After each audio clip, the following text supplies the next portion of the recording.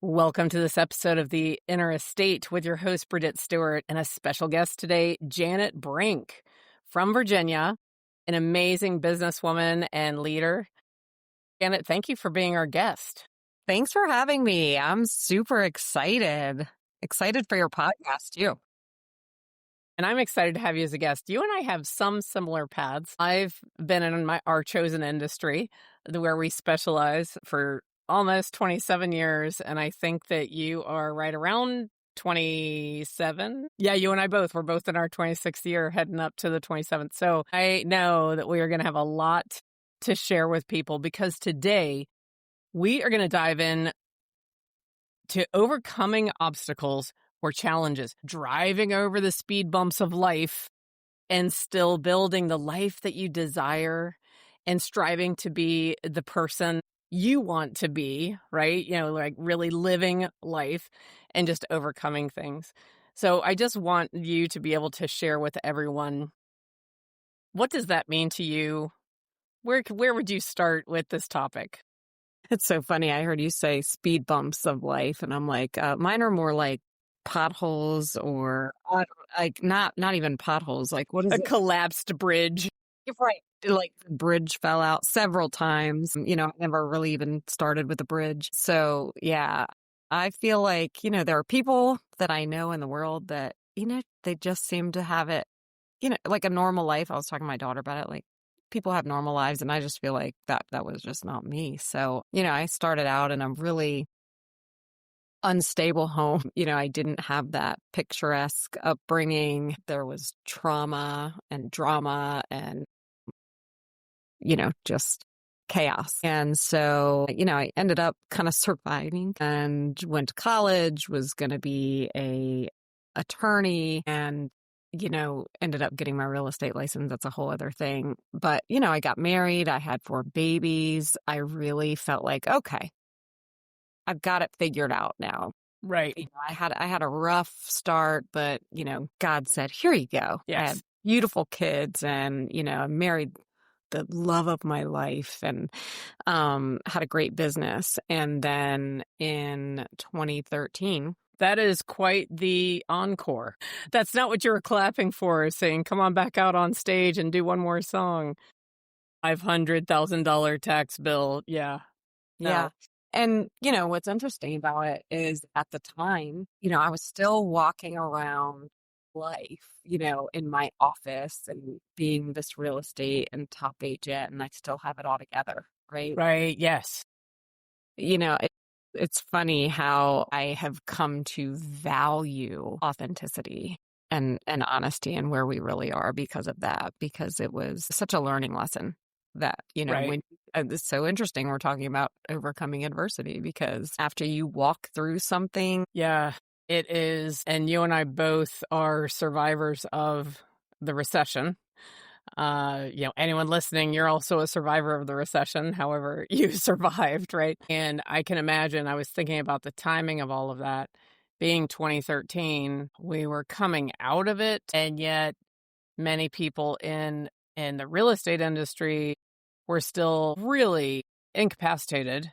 And you're right. I mean, looking back on it, I feel you made the right choice in that moment. I understand now you feel that possibly you were being disingenuous. We really didn't have a choice then. We had no choice but to get up every day, work on our mindset, put on that suit we still had from 5 years ago, make it look as good as we could, take the Sharpie to our black patent leathers, rub them with Vaseline, because we had to take care of our client. We had to be there because as much as what we were going through, all the consumers in America, in some ways, it was kind of worse for them because at least we know the industry, but they didn't. So we had to, those of us that were in it, that are passionate about helping clients, we didn't have a choice. We had to suit up. We had to get out there because we had to take care of people. Yeah. We had to take care of them. Honestly, Bridget, for me, it was like, yeah, I had to take care of people, but I had to take care of my family. Like, I know. I wasn't going to eat. And that's how we took care of our family. Right. Yeah, it was definitely a win-win. It wasn't like pure charity work.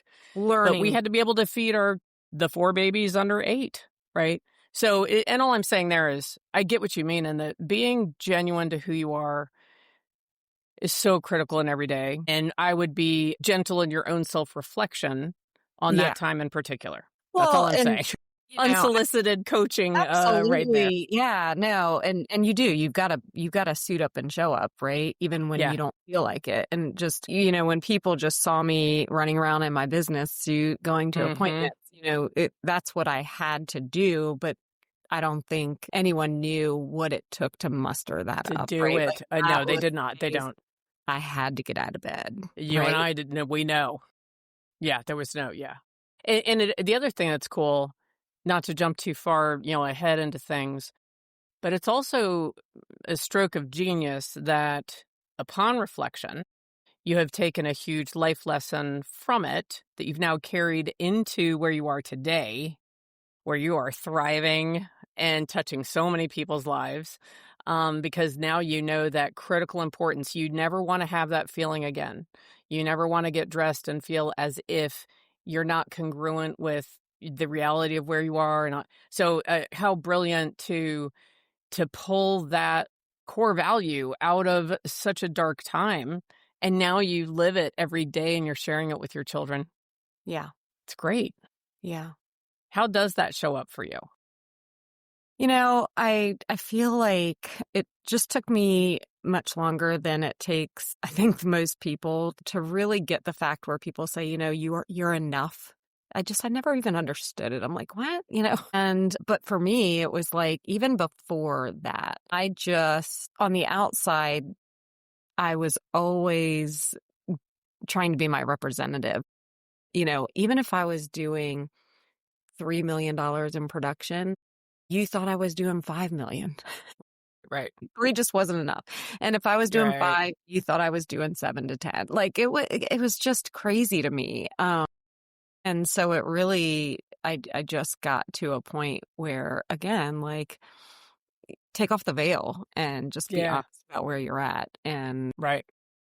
you know surround yourself with people who will get you to the next level. But even the people I was in rooms with that could get me to the next level, like, I felt like I had to kind of embellish to earn my right to be in the room with them, when now Right. I look back and it's like, no, You could just totally be in the room. be where Just you be. are. Yeah. Yeah. I don't know if that answers the question, or It where. does. And I want to do a quick interjection here because I know not everyone knows you. You do have a very successful real estate team. Predominantly, it's based out of Northern Virginia, but you cover Maryland, DC, even some parts of West Virginia, which is really cool to me. Yeah, and a little bit of West Virginia. Got to throw that in for a little Got it. flavor, right? Flavor, West Virginia flavor. How is your team doing this year? How do you measure your success with your team? Family served, gross sales volume? Just give So, everyone an idea of where you are today versus 2013. yeah. So, well, what's interesting about that is, in 2013, I went from being a solo agent, to building a team, Hmm. because when I was by myself and doing enough business to survive with 4 kids, I live in Northern Virginia, which is like the richest county in America, which is an awesome blessing when we're talking price point, but it's really expensive to High live. cost of living, yes. And so when I was making enough money to survive and closing enough deals to survive with 4 kids, I was working every night and every weekend, and I couldn't do that anymore either. And so I ended up joining Keller Williams. I will give a shout out to KW because I love Keller Williams, because I learned so much. I was there for 10 years and I learned Right. leverage. And you being a former MAPS coach, it was MAPS coaching and MREA and all the models anyway. But that experience forced me to embrace leverage, right? Because that's like the Yes. hardest thing for most agents Oh, is, yes. I don't want to get, a buyer's agent because it's my hand they want to hold. It's my expertise. It's Right, right. well, They I only didn't have want a me. choice. Right. Like, I really didn't. It just forced me to be like, okay. And so in 2013, when, my former business partner and I left to go to Keller Williams, we started this team and we ended up growing it to, we would have anywhere from 9 to 24 agents at one point, and doing Right. $100 in volume and over 200 units and all that. And, now a year and a half ago, launched a new team. We are a super small SEAL team. I've got 3 agents and me and our COO, who is my business partner, and a director of operations who is a VA in the Philippines. Nice. And we are on track to do like 50 million. Great. And it's just kind of a well-oiled machine. And, we're just aligned in like heart and faith and values. And yeah, it's just, I'm really happy. And of you're course, having fun. Your team I'm is having a lot of fun. having fun. Yes, they are living their passion, and you all are focused on client experience as well as the agent experience and the team. Yeah, so I just wanted everyone that hearing where you being in the Hyundai, 4 children under 8, feeling like you were not even being congruent with your own reality, and now you're thriving. So, of course, that means everything was perfect from A to Z, right? Just, you just woke up and then it just was a easy ascent to perfection, correct? There were no obstacles in the way?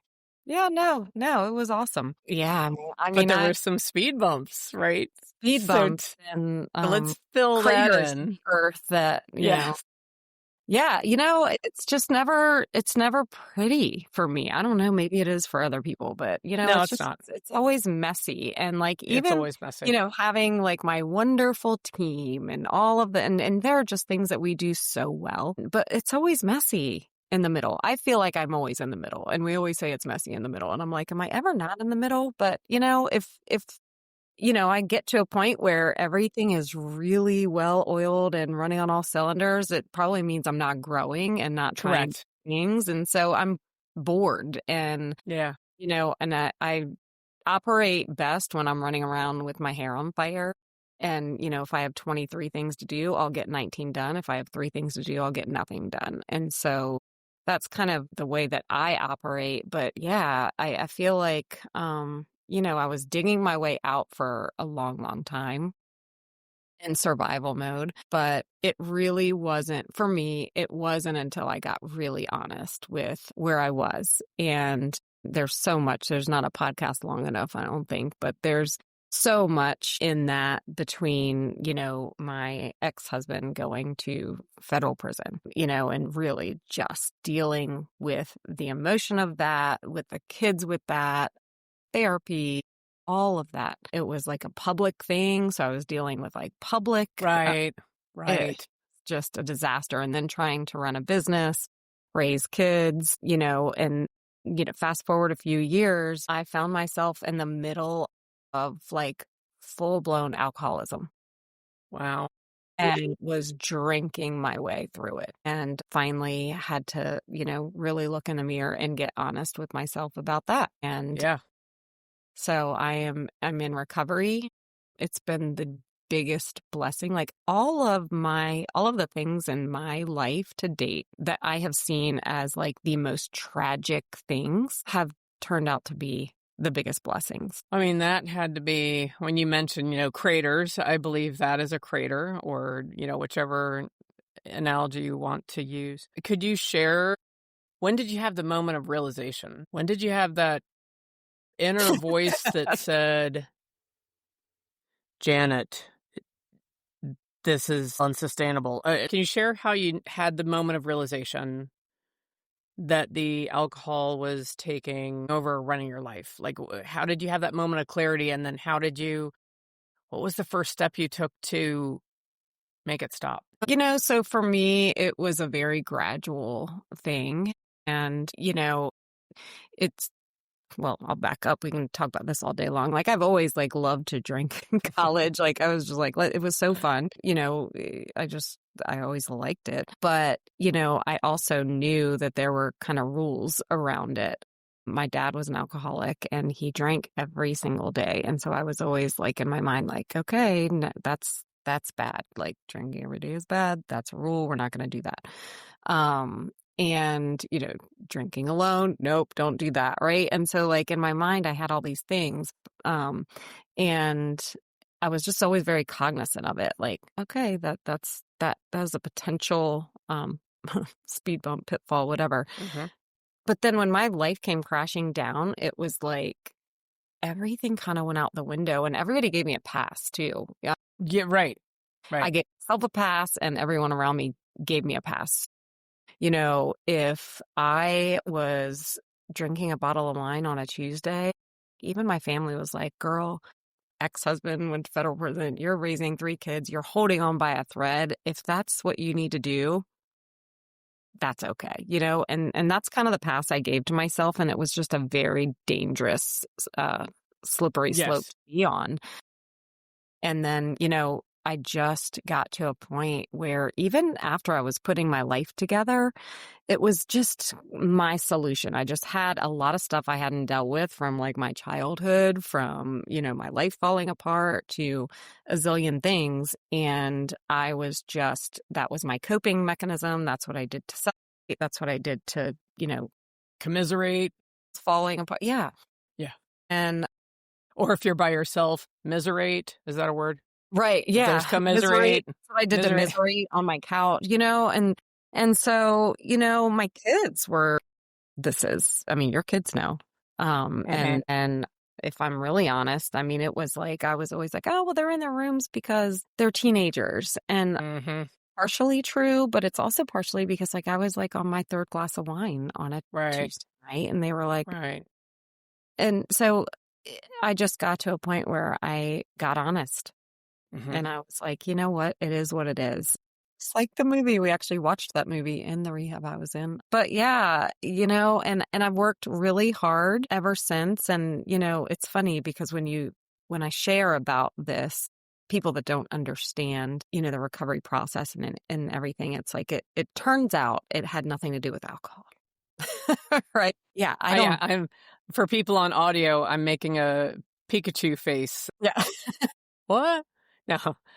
I know what you mean. Yeah, I know what you had mean. nothing to do with alcohol. I don't drink because that is, it doesn't serve me. And I had to deal with some stuff. And I have to deal with stuff on a daily basis without using that as a crutch. And it has just transformed my life. It has made me who I am. Mm-hmm. And I wish that, I could just, I lead with God, right? Like my faith is my number one. And so, it's like, I can't even talk about success these days without talking about my faith and my God, Faith. right? I just can't, because that was the missing piece for me. 100%. It was like, what has changed? How do you have this success or that success? And I'm not saying I'm this whatever, but it's all because I have just transitioned my focus to serving God and serving people, period. It's really beautiful. Would you say that staying, and by the way, kudos for going to that program. It sounds like, from how you've shared it, that you decided to go. So it does not sound like you were in a situation where other people were kind of shoving you into it. You actually chose to go. Did anyone resist? Did anyone tell you not to go? I'm just curious. Out of your inner circle, did anyone say, oh, you're over dramatizing? No. Good. So your circle was supportive, People understanding, some people were surprised. and they said, you're going to go. Yeah. Like people from my church, I think, were like, what? But the people who really knew were like, okay, my husband was like, oh, if that's what you think you need, he was even like, yeah, but no one was like, don't go. What a blessing. You talked about blessings in the dark times. And for you to have that supportive encouragement from your inner circle and your family is extraordinary. And I'm assuming, too, that everyone carried on, I'll say, fine without you. I'm sure they missed you. It wasn't pretty. But they survived. But right? You know what? They did it. As a saint and can manage this house like no other. He found out. And actually, it probably made them appreciate you more when you came back. Hopefully, yes. And so after you left the 28 days, what was the next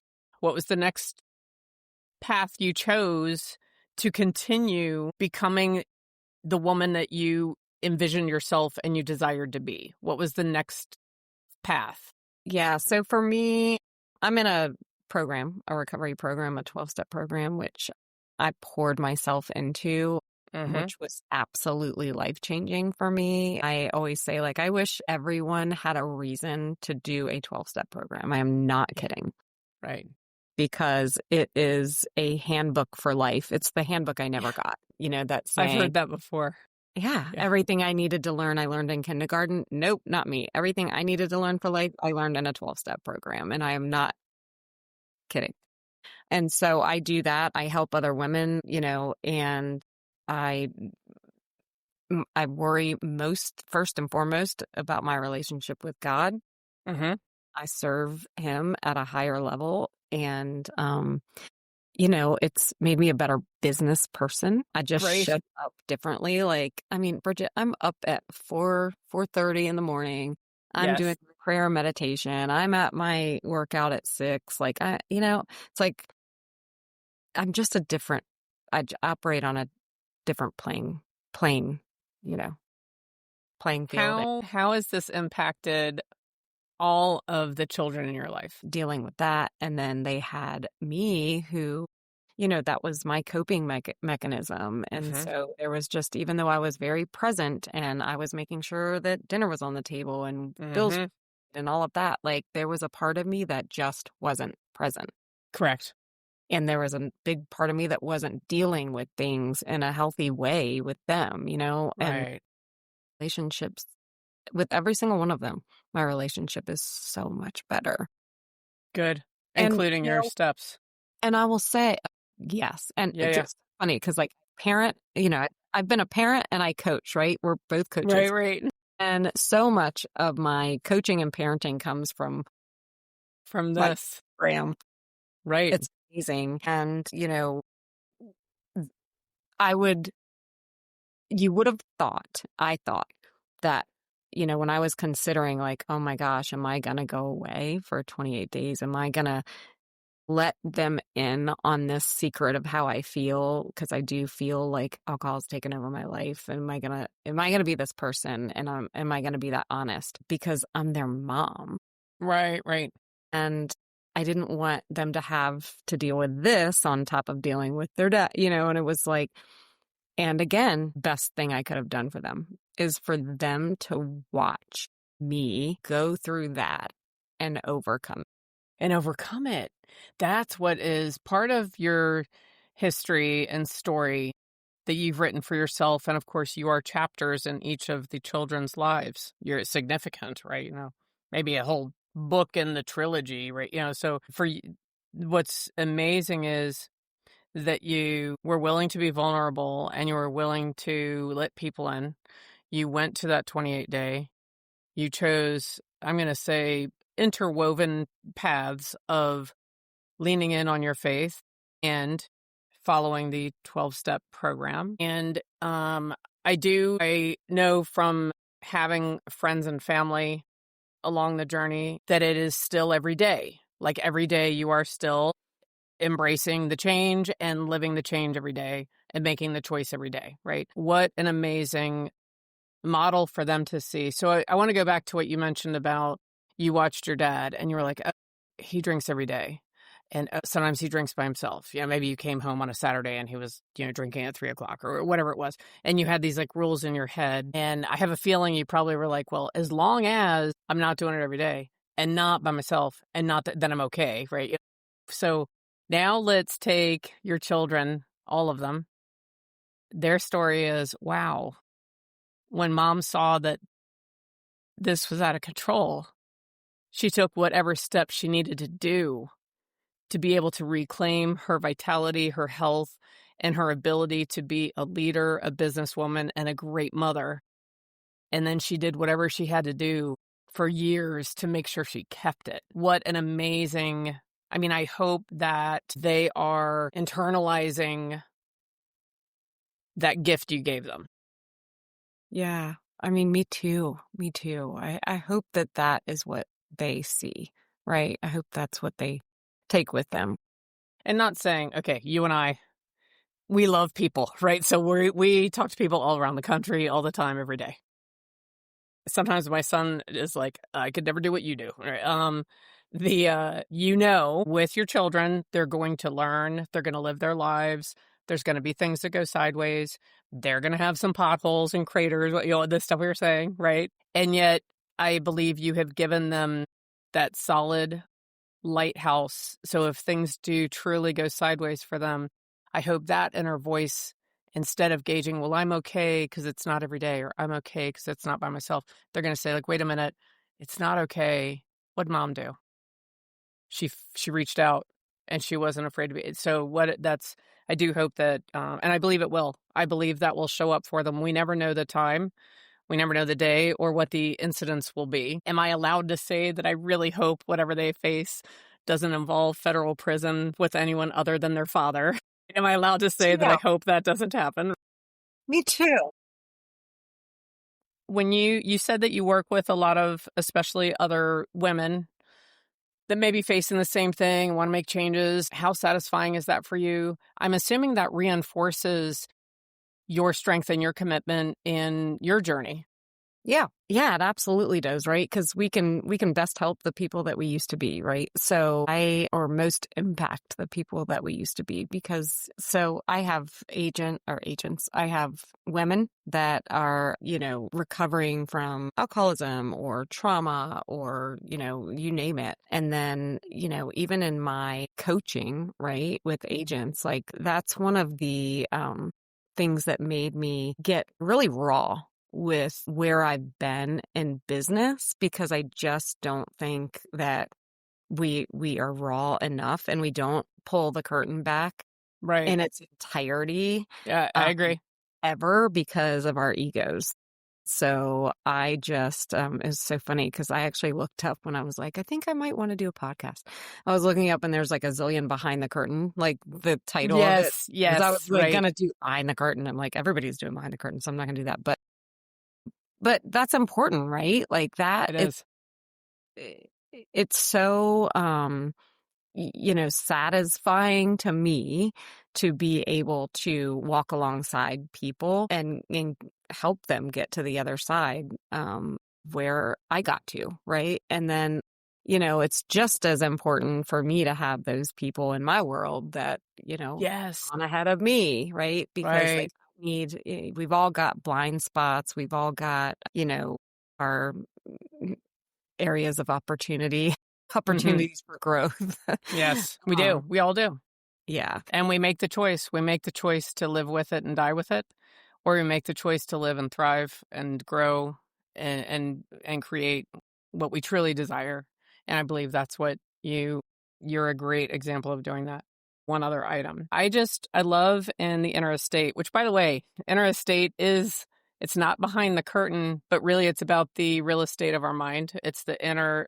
So it is, in a way, indirectly about, let's get into what actually is happening in our brains to make things work. Because you and I both know it all starts in mindset and choices that we make for our own selves. We lead ourselves first. If someone out there is listening to this and they are struggling with any type of, I don't know if this is the right word. I'm not an expert, so excuse me if I say the wrong words.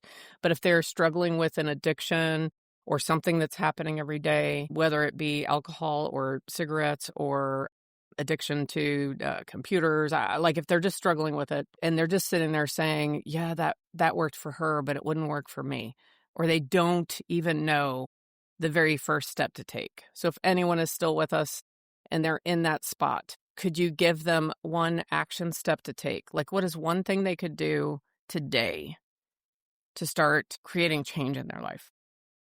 Get honest. Get honest with yourself, right? Because it took me to get honest with myself first about where I actually was, and then get honest with someone else that you trust, right? Because we're only as sick as our secrets. And so we're only as sick as our secrets. Yeah. Yeah. So that is beautiful in its simplicity and truth. I don't know if that's a quote from you. I haven't heard it before, and I love it. All right, say it one more time. We are only as sick as our secrets. Okay. So get real with yourself and then get real with someone else that you trust. And you could literally do that today. Get honest with Reach yourself out to me. and get honest with someone good. We'll drop everything. So I want to go back to the beginning. You mentioned that the really big surprise after a series of huge surprises was the $500,000 tax debt. I'm sure anyone listening who listened to the whole thing figures, oh, that's pretty much going to be all on her, whether or not you incurred it. But we know most of us that are adults in America realize that would be on you. Is it gone? How did you take care of that? How did you overcome that? Share. Because guess what? A bunch of people are in tax issues right now. So what did you do? How did you take care of it? Get honest. Yes. Okay. Mm-hmm. Tell someone you trust. No. Mm-hmm. No, I mean, it was just like an ongoing. So I'm actually getting ready to like be absolutely done, which is like insane. Yay. Right. I know. But, it was a series of just like trying to dig myself out. But, 2013, I made more money than I had ever. But I was like in such a terrible situation. Right. Trying to pay the back years that I didn't know were unpaid. So I was trying to catch up from 07, 08, 09 anyway. Right. It was just a snowball, right? And then there's like penalties and all this stuff. And so I've gone through a zillion different like tax debt companies that I worked with for years that I was paying on a monthly basis. And then I've worked with attorneys. I've tried to do my own offer and compromise. And then at one point I was in a like cannot pay status. It was crazy. But yeah, so, where you tried to send the IRS money and they rejected it? Well, did that ever happen to you? Did money? Oh, okay. You're trying to send them. You tried to send them. Will you put me on a payment plan? Well, it's really insane. But I have through financial planners and a tax attorney that costs an ungodly amount of money. It's all behind me pretty much. I just have this one balloon payment, I guess you'd call it. Yeah. And I will actually be done. And I think I'm going to have a celebration of. I think you should have a celebration. I would love to come. Hopefully mine will coincide with yours. I am still not, by the way, not 500,000.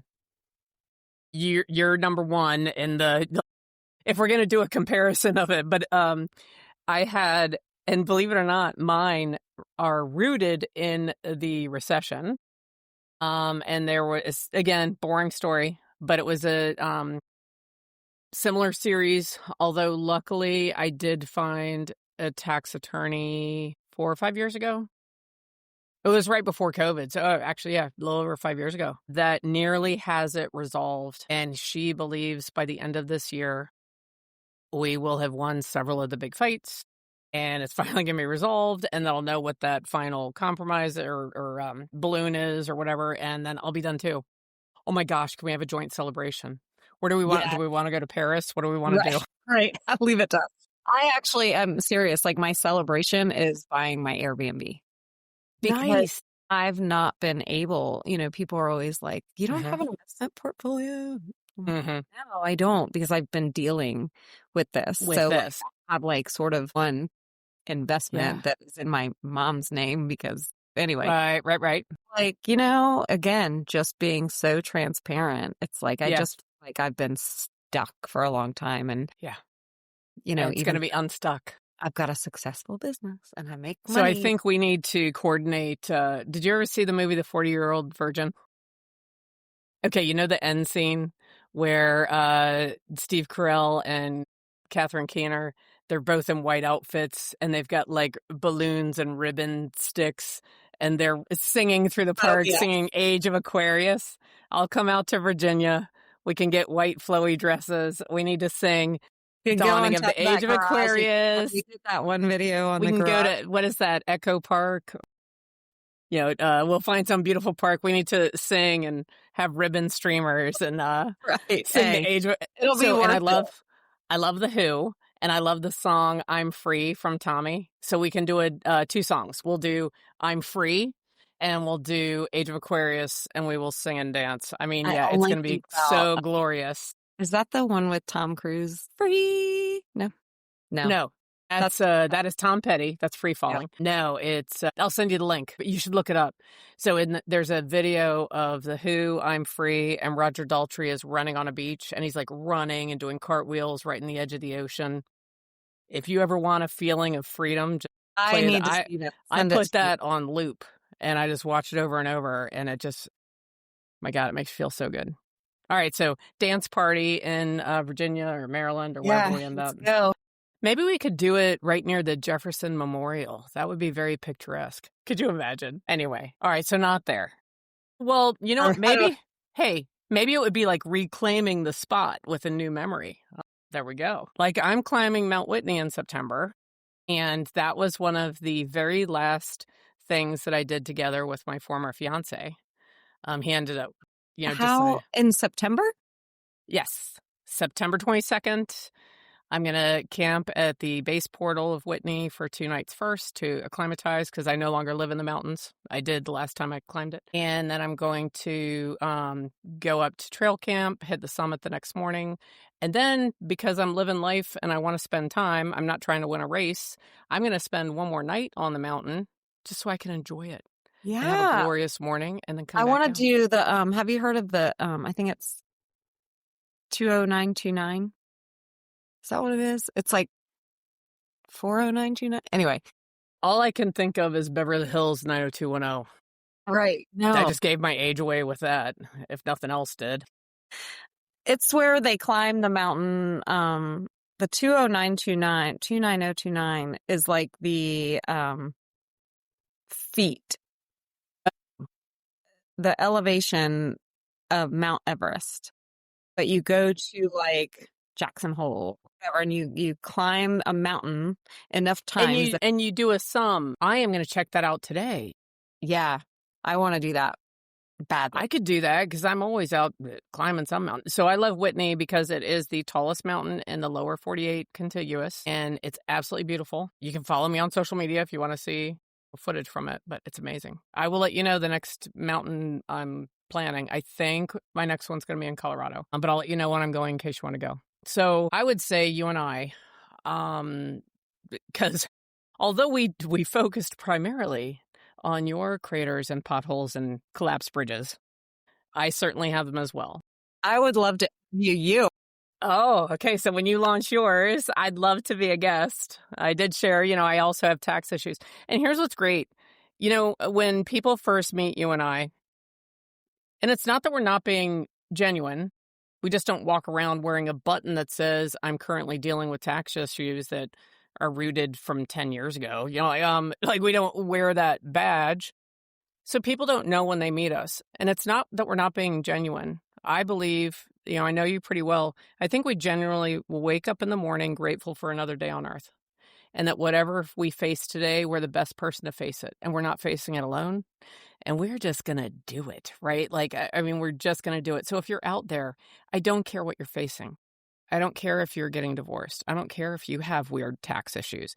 I don't care if your taxes are perfect, but your credit's bad. I don't care if you got fired from a job you loved. I don't care if you're estranged from a significant family member, whether quote unquote justified or not, right? Whatever you're facing, Janet and I are telling you, you can reclaim joy. Grief. You could be facing unimaginable, unbearable grief. You may have had a significant or tragic loss. I'm not saying it's not devastating. I'm not saying it's not hard. But Janet and I can share with you, there's life on the other side, and it's full of life. It's light. It's full of joy. You can overcome whatever you're facing today. If your eyes opened this morning, you can make a new life for yourself. Would you agree, Janet? Yeah, keep going. Be honest. Get honest. Tell people where you are and keep going. Yeah, it gets better, but for me, it didn't get better till I got honest. And that was about everything, I petrified to tell people what was happening in my world with my ex-husband, telling people that I was struggling dealing with it and turning, to alcohol instead of being, everything. Just be honest, keep going. All we can do is pray and be our best selves. You could just be your best self and that be that best mother And I'm sure with your current husband that is such a blessing in your life, that he is also a blessing in your children's lives. So just to reiterate, it is so funny when I think about our backgrounds, both been in real estate, hardcore, full-time since around 1998. And we both started in the same area. I started in Maryland, and you started in Virginia, right? I did move out west, and once I did, I never went back. Oh, I'm moving in a few years, so I'll be right behind you. Oh, I okay. just don't know where I yet. want to hear more about that. You're going to have to come back as a guest again so we can find out about that and making decisions to make big moves. We both were with Keller Williams for a long time. So I was RE/MAX 9.5 years. I was at Keller Williams from 2008 until 2025. So we both were at KW for a long time and KW team leaders. Yeah. So in terms of just really being women that we're going to make it happen, we survived the recession and we're going to keep growing and thriving, which I believe we've done. I have so enjoyed connecting with you, and I appreciate your being vulnerable and honest. I believe that your message is going to touch people's lives you and I may never even know about. I really hope that you'll come back again, Janet, as a guest. If anyone wants to reach out, what's the name of your team? Aligned Real Estate Group. Aligned Real Estate Group. And you're currently practicing with Real Broker, and you're covering, again, Virginia, Maryland, D.C., and little parts of West Virginia for flavor. Thank you. So I hope that you will come back as a guest, and I hope you listeners will join me again on another episode of The Inner Estate. Thank you so much. Thanks, Bridget.